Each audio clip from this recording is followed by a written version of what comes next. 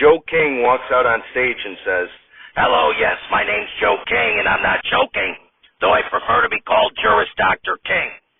Okay, now, during the World Baseball Classic, Ken Griffey Jr. said it was always special to put on a uniform to represent your country. Quote, "No matter what country you're from."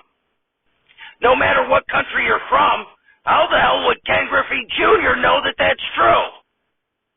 Maybe it's a real pain in the ass to represent North Korea for all Ken Griffey Jr. knows.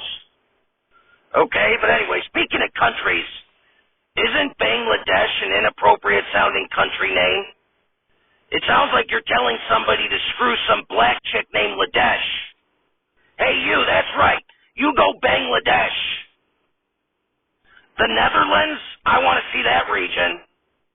Uruguay, not that there's anything wrong with that. Blue comedy comes from my head. Did you get that one? Well, let me explain. My affinity for blue comedy, which includes gratuitous sexual references, has made normal conversations around me quite difficult. Every time someone says some other person has a big head, I'm always thinking, well, when did you ever give him a blowjob? And another thing, people can't say the word come around me.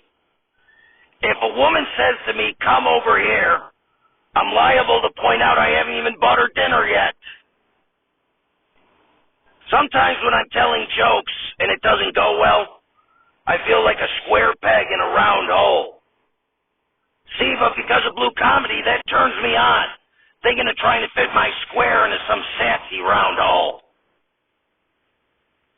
I can't even look at a map because of all the blue comedy in my head. Nevada looks like it's giving California a lap dance. Florida looks like it's the United States dick hanging out. And it looks like Illinois and Indiana are double-teaming Lake Michigan to give it head.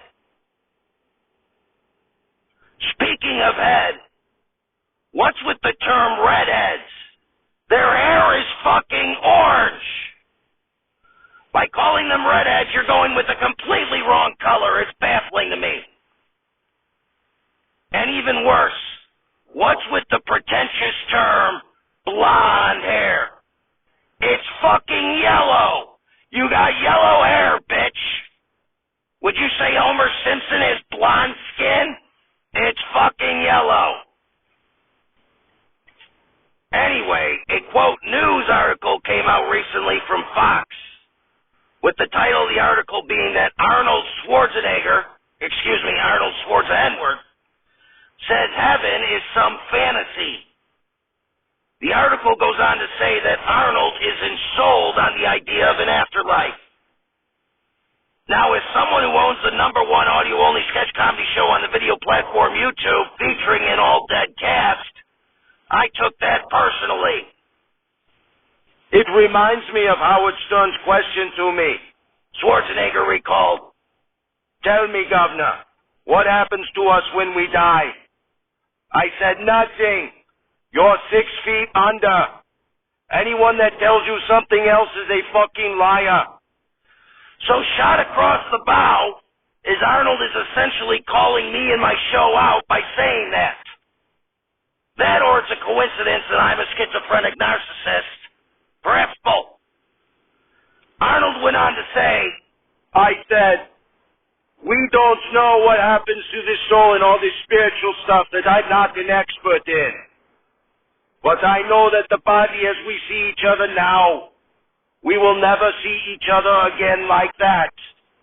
Well, no shit, Arnold. None of us afterlife believers think your body joins your soul in the afterlife. Except in some fantasy, Schwarzenegger responded. When people talk about, I will see them again in heaven, it sounds so good. But the reality is that we won't see each other again after we're gone. That's the sad part. I know people feel comfortable with death, but I don't. Now, Arnold may very well be underestimating the power of our souls, okay, and our consciousnesses.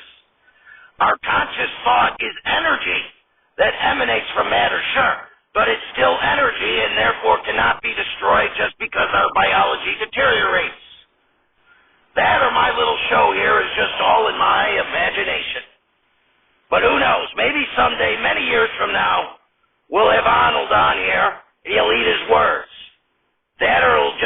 hasta la vista, baby, for him. And all of us. I guess we'll see. Joe King walks off stage and onto another stage, sits behind a desk and says, Folks, I apologize. I accidentally double-booked the interview segment for today's show. So we have not one but two recently deceased Pats on our show. Please welcome comedian Pat Cooper and Christian broadcaster Pat Robertson. Pat Cooper and Pat Robertson both emerge from behind a curtain and wave at the audience. Applause, applause, applause. Both Pats walk towards King's desk, and Cooper allows Robertson a seat closer to the desk. Okay, Mr. Cooper, you can kind of get to be like my Ed McMahon here. Cooper.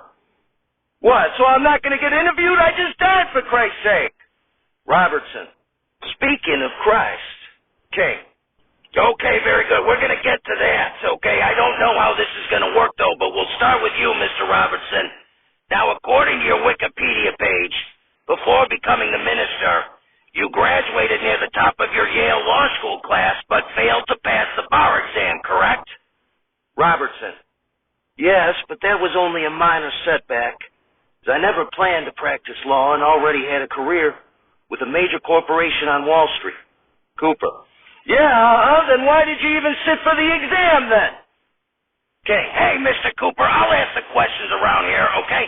And unlike Mr. Robertson and I here, you never even went to law school, correct? Cooper. I only had 1 week of high school, and I didn't go that week. King, very good. Now, Mr. Robertson, you had a prestigious job lined up for you at Wall Street. What caused you to change your trajectory and get into religion? Robertson. In 1956, I met with Dutch missionary named Cornelius van der Breggen, who quoted Proverbs 3, 5, 6. Trust in the Lord with all thine heart, and lean not unto thy own understanding. In all thy ways acknowledge him, and he shall direct thy paths. And that became the guiding principle of my life, and led me to abandon Wall Street and seek a life in ministry. Cooper. Did the Lord direct you to be such a kazoo? King. Whoa, Mr. Cooper. Cooper. Call me Pat. King. We got two Pats here, okay? I'd ask that you refrain from calling Mr. Robertson any Italian slang that no one understands, okay? He just died, for Christ's sake. Robertson. Actually, Christ died for our sake. King. Right, very good, okay. Now, shortly after your conversion, you started the Christian Broadcasting Network. Robertson. That's right. Cooper. Christian Broadcasting Network? What's wrong with the Catholic Broadcasting Network? Cavallo! King. Mr. Cooper, for Christ's sake. Robertson. You know, I really don't appreciate how you keep using the Lord's name in vain. King. No, it's okay, Mr. Robertson. Jesus is a friend of the show, so long as you don't ask him about his sex life. Cooper. You know, I'm getting tired of this arrangement here. I just died and you booked me on here to get interviewed. And here I am playing second fiddle to Mr. 700 Club. Oy, the nerve. Okay, okay, Mr. Cooper. So you were a comedian who was born in New York City, who performed for many decades in Vegas. Is that right? Cooper. That's right, and I did it with no education. None, okay? We're telling our kids all the time, go to college, go to college, go to college. If everyone went to college, tell me, who's going to clean the fish? You know, kids today with the peer pressure, my father threw me off a pier. Okay, okay, very good. Now, Cooper, everyone's getting sick these days. You notice that? It's because we're crossbreeding food. I'm Italian. My intestines want lasagna, pasta fagioli. My father never said, let's go get a taco. If my father ate a taco, his ass would lock. Okay, okay, very good, Mr. Cooper. I'm thrilled you could hijack the interview with Mr. Robertson here to give us some of your stand-up.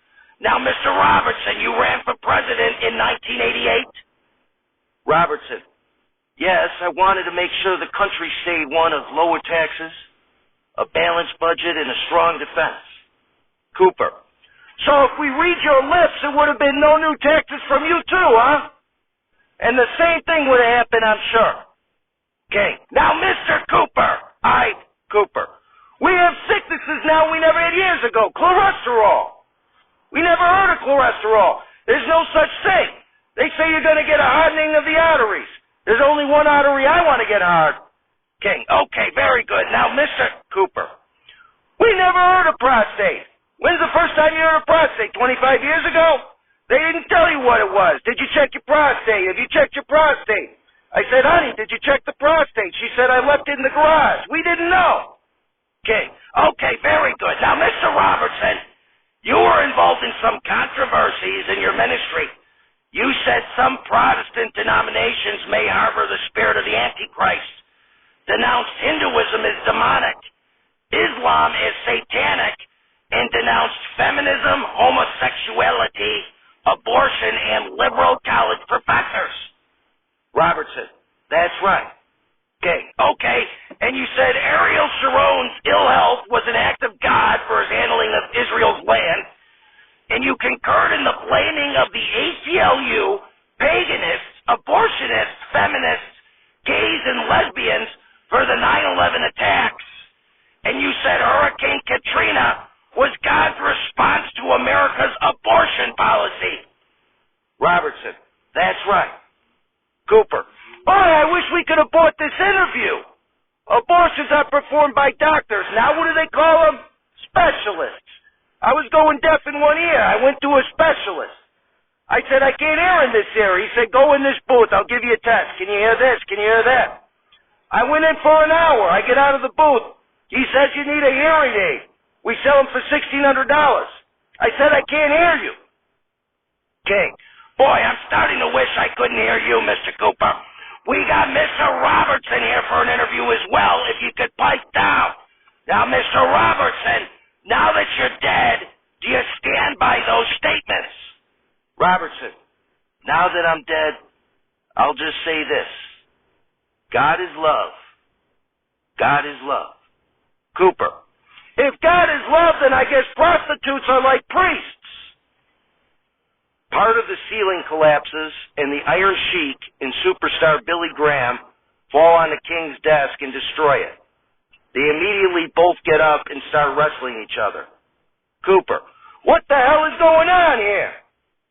King, sorry about that. I'm renting the upstairs studio to a dead wrestling federation. Folks, I no longer have a desk, so we have run out of time for this episode. But tune into the next one where we interview another deceased guest, or perhaps two if I double book again.